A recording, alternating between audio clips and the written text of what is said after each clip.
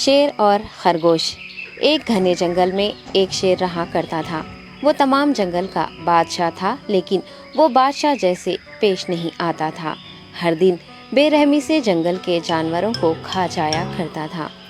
شیر کے خوف سے جنگل کے جانور چھپ جایا کرتے تھے اور خود اپنی بھوک و پیاس کو مار کر سخت مشکلات سے دوچار ہونے لگے تھے۔ اس طرح کچھ دن بعد جنگل کے تمام جانور ایک مقام پر جمع ہوئے اور شیر کے شر سے محفوظ رہنے کے لیے سب مل کر رائے مشورہ کرنے لگے۔ سب نے اپنی اپنی بات رکھی اور آخر میں ایک گیدڑ نے کہا، میرا خیال ہے کہ ہم روز شیر کے ہاتھوں مرنے کے بجائے ہم خود ایک بار شیر کے پاس چلے جائیں۔ اس طرح روزانہ شیر کسی ایک کو کھا لے گا اور ہم سب اپنی اپنی باری سے چلے جائیں گے اور بلا خوف و ڈر سکون سے زندگی گزاریں گے۔ گیدڑ کے مشورے پہ تمام جانور رضامند ہو گئے۔ ایک بندر نے کہا، ٹھیک ہے، تمہاری بات بالکل درست ہے۔ موت کا خوف کرنے کے بجائے اپنی باری آنے تک ہم اطمینان و سکون کی زندگی گزار سکیں گے۔ جانوروں کی بات چیت مکمل ہونے کے بعد خود گیدڑ نے شیر کے پاس جا کر یہ ساری بات بتائی۔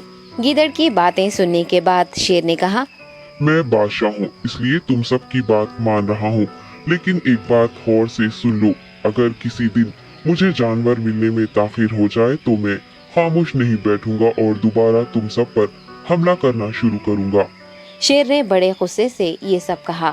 شیر کی باتیں سن کر گیدڑ نے سر ہلاتے ہوئے حامی بھر دی اور وہاں سے چلا گیا۔ اس دن کے بعد ایک ایک جانور بلا ناغہ اپنی اپنی باری کے مطابق شیر کے پاس جانے لگے اور شیر سکون سے اپنے پاس آنے والے جانوروں کو مار کر اپنی بھوک مٹانے لگا۔ یہ معاملہ ایسے ہی چل رہا تھا اور ایک دن شیر کے پاس جانے کی باری ایک خرگوش کی آئی۔ وہ خرگوش بہت ہی ہوشیار تھا۔ اسے شیر کے پاس جانا منظور نہیں تھا اور اس نے اپنے ساتھی جانوروں کو بے رحمی سے مارنے والے شیر کو سبق سکھانے کی ٹھان لی اور ایک اچھی تدبیر نکال کر آہستہ آہستہ شیر کی گفا کے پاس پہنچ گیا۔ تاخیر ہو جانے سے شیر کافی غصے میں تھا اور خرگوش کو دیکھ کر غصے سے کہنے لگا، میں نے تم سب کو پہلے ہی کہہ دیا تھا، دیر ہو جائے تو میں خاموش نہیں بیٹھوں گا۔ تم نے وعدہ خلافی کی ہے، اس لیے میں جنگل جا کر من چاہے جانور کا شکار کر کھا جاؤں گا۔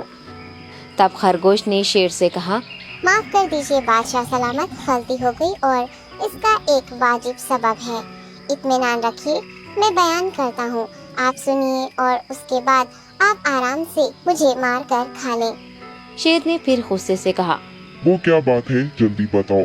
خرگوش نے کہا، بادشاہ سلامت، میں آپ کے پاس آ رہا تھا اور راستے میں مجھے ایک شیر مل گیا اور مجھے مارنے کے لیے آگے بڑھنے لگا۔ میں نے آپ کی بہادری کی بات اس شیر کے سامنے رکھی، لیکن وہ شیر آپ کے بارے میں بہت برا بھلا کہنے لگا۔ یہ سن کر میں نے غصے سے کہا، تم ہمارے جنگل کے نہیں ہو، ہمارے بادشاہ کے بارے میں ایسی باتیں مت کہو۔ یہ سن کر وہ شیر مجھ پر حملہ کرنے کے لیے تیار ہو گیا۔ یہ دیکھ کر میں نے کہا، تم مجھے مارو گے تو ہمارے بادشاہ تمہیں ہرگز نہیں بخشیں گے۔ تب اس شیر نے کہا، تمہارا بادشاہ میرا کیا کر لے گا؟ میں نے کئی ہاتھیوں کو اپنے پنجے سے مار گرایا ہے۔ تمہارا بادشاہ ہو یا کوئی اور ہو، میرے ہاتھوں بچ نہیں سکتا اور میرے سامنے کوئی ٹک نہیں سکتا۔ میں اسے ختم کروں گا۔ یہ سب بدتمیزی کرنے لگا۔ میں نے اس شیر سے کہا، تم ہمارے بادشاہ سے آ کر بات کرو۔ تب اس نے فخر سے کہا، میں کیوں آؤں؟ تمہارے بادشاہ میں دم ہے تو اسے ہی یہاں لے کر آؤ۔ یہ کہہ کر مجھے دبانے لگا۔ بادشاہ سلامت، اسی لیے آنے میں تاخیر ہو گئی۔ یہ سنتے ہی شیر غصے سے کہنے لگا، چلو ابھی چلتے ہیں، اسے ختم کر دوں گا۔ یہ سننے کے بعد خرگوش نے شیر کو جنگل کے درمیان موجود ایک کنویں کے پاس لے گیا۔ خرگوش نے کہا، بادشاہ اس کے اندر دیکھیے، وہ وہاں آپ کا بے صبری سے انتظار کر رہا ہے، آپ اسے اچھا سبق سکھائیے۔ شیر غصے سے فوراً کنویں میں جھانکنے لگا اور زور سے دہاڑنے لگا۔ تب دوسری جانب سے بھی دوسرا شیر دہاڑتا ہوا محسوس ہونے